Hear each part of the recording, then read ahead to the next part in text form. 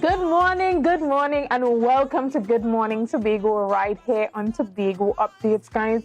You know, when you see me sitting here, we're about to have those conversations to get your day started. Have those conversations that you want to have and ask those questions that you want to know. And as we begin this morning, I want to start off with your news in 90 seconds. And so, following threats by media houses to boycott the 95th hosting of the Buku Goat and Crab Race, over a $1,500 accreditation fee for news coverage, the decision was rescinded. However, all footage must be credited as being courtesy of the Buku Village Council. At a meeting on Wednesday night, the media was told that news crews would not be able to operate freely without paying an accreditation fee. A release was issued late last night informing the media that they will no longer have to pay for news coverage. Meanwhile, videographers producing content are still required to pay $6,500, while photographers must pay $1,500. Village Council Vice President Winston Pereira said that the goat and crab race are copyrighted and following them and allowing them to control who gets to publicize content from the goat and crab races. Additionally, the THA is seeking funding for a coastal erosion management project at the Pigeon Point Heritage Park. According to the manager of the engineering unit at the Division of Infrastructure, Quarries and Urban Development, Mr. 𝙉𝙚𝙬 the THA is negotiating with the Development Bank of Latin America for a loan. A recent study at the Pigeon Point revealed that the previous coastal protection works were poor and extensive rehabilitation works are needed. However, the work would be costly and the THA would need access to funding outside of its annual budgetary allocation. And finally, the administration of the University of the West Indies St. Augustine campus says that it is making every effort to reduce the impact of the West Indies group of university teachers' protests action on students. University teachers refuse to sign examination papers and upload coursework marks after their wage negotiation stalled. The UE Student Guild stated that while they understand the frustration felt by teachers, they do not support the teachers' actions, especially after the Operation Blackout, where some teachers refused to teach. And that was your news in 90 seconds. Guys, this morning we're going to start off with a conversation that has been very prominent in the space, especially after we saw Tuesday night that this THA administration has begun efforts into launching a new political party led by Fali Chavez Augustine as currently the interim, I believe, political leader. Now, we're going to have a lot more information and some clarity on exactly what happened on Tuesday evening at the Cultural Complex, as I am being joined this morning by Dr. Faith B. Israel, who is the area representative for Belgarden Glamorgan. Good morning, Dr. Faith. Hi. Good morning, Shalal. Thanks for having me. Well, it's always a pleasure to have you on. But on Tuesday evening, you guys embarked on a journey to invite supporters to come out for what was marketed as a party launch. Now, there's been a lot of misconceptions in the space, especially coming out of the media not being allowed to enter into the building at first, but then being allowed to cover a portion of the session. This would have contributed to a lot of confusion regarding whether or not it indeed was a party launch or was it an internal executive meeting, which is the prelude to a party launch. So again, thank you for coming, and that's where we're going to start off the conversation this morning. Certainly. Several things happened. So what happened on Tuesday really is a continuation of a conversation that started with our supporters. And when I say a continuation of the conversation, several supporters following, let's not pretend it's not happening. We know what happened last year. People like me were basically kicked out of a certain political organization. We tried our best to continue functioning. After a while, we resigned officially from that organization. And we recognized coming into this year that our supporters were really busily trying to let us telling us that we need to get our act together. We need to figure out what to do. We need to pull things together somehow. Of course, Trinidad and Tobago is very familiar with party politics. That is how we go into elections as party kind of thing. Of course, the Tobago House of Assembly does not recognize the party as relates to who is elected, and after you're elected, you're sworn in as an individual to represent your people. So that allowed us to continue working. But a group of supporters have actually been working for some time now, doing a lot of the background work, pulling together a draft constitution, looking at different names. People were throwing names left, right, and center, and all of this was actually happening before Tuesday. On a Tuesday that we would bring our supporters together to allow them to be a part of the conversation. And when I say our supporters, that even includes those of people like me who are assemblymen, because we were not really involved in that initial part of the conversation that the supporters were leading. If I'm not mistaken, the flyer that went out actually said a preparation to launch. So that is what we are doing. We are preparing to launch this political organization. Um, Let me also address the issue with the media. I know that media people, this is exciting stuff. Politics is exciting. We are used to this being a media spectacle and that kind of thing. But we wanted an opportunity for our supporters to be able to honestly speak to us, to be able to tell us how they truly feel about what has happened and the direction that we are going in terms of creating this new organization. So we wanted to allow them the ability to be free with their speech, to not be encumbered. But we also know that from past experience, that sometimes media personalities run with the most salacious thing. That is what media is. If it's not exciting, if it's not headline-ish, then it will not be carried. So we wanted to ensure that what happens in the room is not misrepresented, for example, in the media space. And let me give an example. The executive has been going to these community sessions, these town hall meetings, and so on. And one of the last ones that we had was in Roxborough. We were there for probably 3 hours discussing things with the population. It was a very fruitful discussion. But when you look at the media reporting of that, it make it look like it's only a host of the bacchanalish people that come out from Roxborough that were part of the conversation, when in fact that did not truly represent what was happening. And we wanted to protect our supporters from that kind of misrepresentation. We wanted to allow them to speak freely and to say what they needed to say without worrying that, you know what, they would become a meme or they would become a headline, when in fact the conversation in the room is a more balanced one, and so forth. And that is exactly what happened on Tuesday. I am so excited about where we are and where we are going, and it's just a matter of time before this whole thing pulls itself together the way we would like our members. So now we have members. Now that's the other thing I want to highlight. Coming out of the other organization, we did not have, for example, a list of members to call to an internal meeting. You know what I mean? That is what membership is for. But we don't have a list of members to call to an internal meeting. So when we sent out the public notice, it was for all of Tobago. Anybody who supports us, anybody who agrees with our political philosophy, to be a part of the conversation. In that room, we actually saw people who if I were to send out an invitation, I would not have invited them because they were, for example, candidates going up against us in the last election. That's one of the reasons we sent out a public call, because we needed people to allow themselves to be a part of the conversation without us dictating who should come and who does not come. Okay, and Dr. Faye, with the restrictions that you guys had placed on the media because you wanted to control what went out there afterwards, are you satisfied, or do you think that you guys met your goal or the objective of what you were trying to do by allowing those restrictions? Certainly, because we had people who came in and they were very, very clear about how they felt.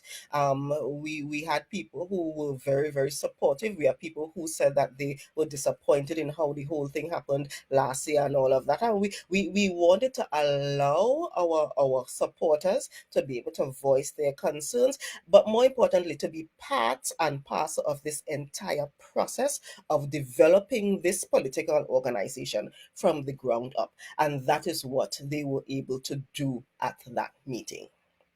That the structure of the meeting allowed for you guys to have enough feedback from your supporters?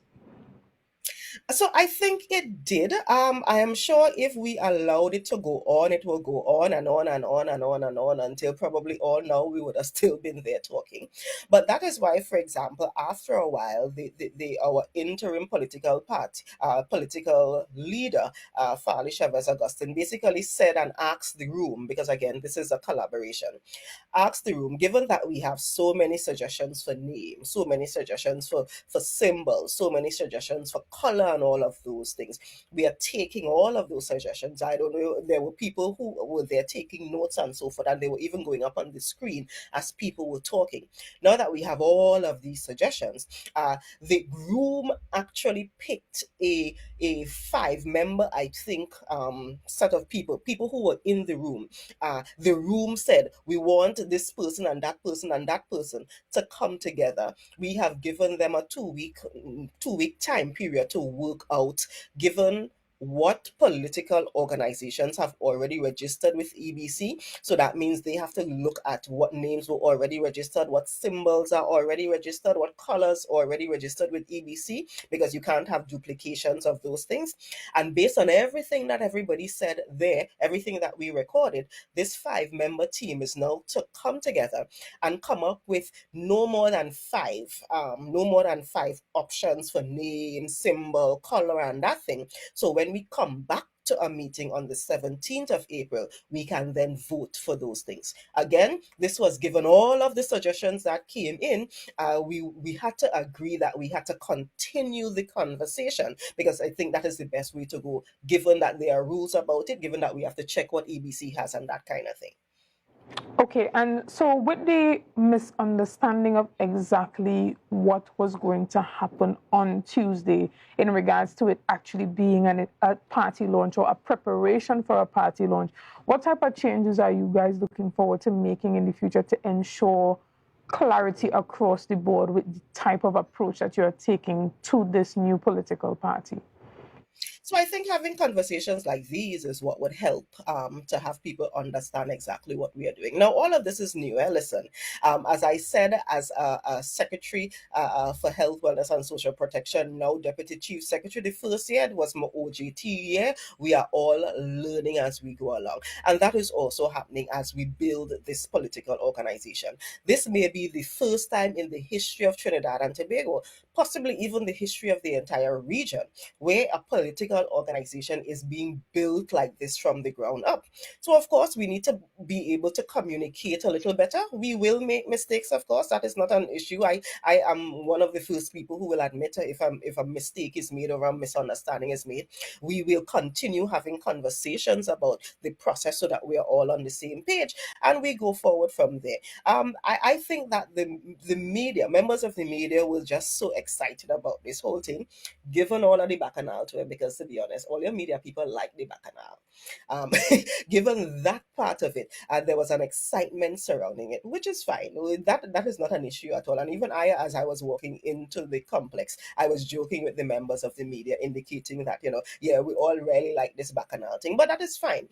We are all doing this together. We want to ensure, though, that those who support us are the ones who are driving this exercise, and Tuesday showed that they are the ones who are driving this exercise. It also showed that we actually have, in my mind, let me be honest, I when I saw the number of people who came, because if you realize from those of us who were there, we had standing room only. All of the seats were filled.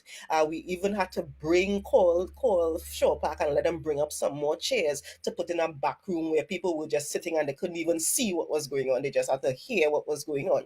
So I was actually surprised at the number of people who actually came out. But that shows that, you know what, Tobagonians are excited about this process, and they want to be a part of building something that is really Tobago based, Tobago focused, where they can say they were really a part of it. Right. And outside of the turnout that seemed to be a bit too big for the room that you guys had, what were some of the success indicators for you guys? And do you deem that event as having been a success? Yeah, I think it was tremendous success, a tremendous success. So what are some of the indicators? So yes, the actual number of people is one. The fact that people came with ideas, so they came with names, they came with suggestions, they came with rationale for why we want this symbol, or why we want these words together, and they were able to have that conversation freely. They were able to give those suggestions freely. There were some things that I had not even thought about, but that came from the crowd. We had a mix of all, so we some of the stalwarts, some of the people who are my heroes when it comes to politics, Tobago politics. When I see Sister Pam roll up, I say, well, yes, we're doing something go okay, because Sister Pam leaves she house and come up, and all of those things. So those are those are the kinds of interactions that we saw, that to me was heartwarming. So we had the old, we had the new, we had the people who were involved in politics. One of the young men from I think the Roxborough Argyle area came with their blowhorn, and it took me right back to when we were campaigning and that kind of thing. So those are some of the things that I think are so critical to what we want to do, and the fact that we were able to come out of it having, all of us, at least most of us, I don't think I heard anybody left it feeling negatively or feeling like they were not a part of the process. To me, all of those are success indicators. And I have to be the devil's advocate here and add, like, what about the conversation that is happening where, when we look at the fact that we had persons like Pamela Nicholson coming out, and we have Christine Moore drafting the Constitution, and a number of other persons who have been connected to a number of other opposition party, there is the conversation where persons are saying, well, this is the same old opposition with a new name and a new symbol and a new color, but it's really the same old people who have been opposing the PNM for as long as the PNM has been in existence, because we see a lot of familiar opposition faces in the room. So tell us exactly why this one is different. Um, So, I think those on the other side, particularly those on the PNM, try to use this is the same set of people. But the fact that the same set of people are still actively fighting against you, and the fact that the same set of people absolutely refuse to join you, says something about you and your party. When we look at the number of people who vote in elections, for example, the number of people who vote for the PNM versus the number of people who have been voting for parties like ours, those who oppose the PNM, you realize that the vast majority of people on the island, at least, let me speak about Tobago, actually don't support PNM's mandate. So the fact that we have those individuals who are still supporting and who are still rallying around us is telling us that, what, we're going in the right direction, because what, that other red party, that other PNM party, they are not doing what Tobago wants. They are not doing what Tobagonians need. They spent the last 21 years or so not developing Tobago. And the fact that we have all of these stalwarts who still want to be a part and who are still teaching us, because that is what they're doing.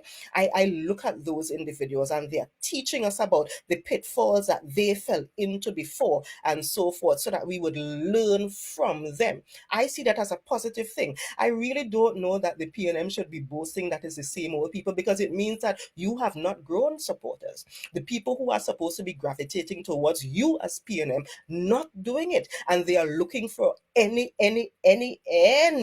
other option but you, which says something about your political party and your philosophy and what you have done against the people of Tobago. And I am very proud to be a part of an organization that is pulling all of these different people together to be a part of developing this lovely island. and seeing that this new political party that is being formed, it has a number of the PDP executive members behind it. We saw Natasha Seconds, who was the previous secretary under the PDP administration. What about the comments that this is just the PDP B team? How do you respond to that? Well, there's really no reason to even respond to that. there is no reason to respond to that. Those of us who are on the ground, those of us who were part of the PDP, and to be honest, I was a proud member of the PDP, and it still pains me. I actually said on Tuesday to somebody who I was sitting close to that Tuesday afternoon was probably the first time since all of the bacchanal last year that I actually feel good about Tobago party politics again, because it is still very painful, it is still very hard, it is still very hurtful to think that we were part of building this thing, and then one man just decide that he ain't like how we going, so he got take a bat on the ball and go away. That to me is very unfair. The people of Tobago should not have been a part of that, should not have had to endure that. And it actually says a lot where those who, most if not all, and maybe not all, but the vast majority of people who were on the executive, who were supporters of the PDP, were the ones that are in the room. That says something about that organization. Now, granted, I wish them well. I understand that they will be contesting local government elections and all of that, but that is no longer our business. It is no longer our concern. It is no longer our burden to bear. We are here now, and we are working towards developing a party. And in particular, Farley said it on Tuesday, even though he is interim political leader, the way we are developing it is so that we never, ever, ever have an opportunity for one man to pick up a party and say it's mine. Go on with it. And that is what I think that lesson is probably one of the biggest lessons we learned from interacting with PDP, that we have to build something that the people are holding on to, that the people are in control of, that the people know that they are the founders and they are the owners, not one man, so that if that one man decide tomorrow he ain't like what's going on, he could take it. I think that was a very unfair thing for Tobagonians to go through, and we are insisting that that never happens again. And Dr. Faye, as we wrap up today, because we don't have as much time to go in as much as we want to on this conversation, what is the next move for this political party? What can we see happening next? So, as I said before, on the 17th of April, so a little less than 2 weeks now, we come back together to vote on the actual name, to vote on the symbol, to vote on the color.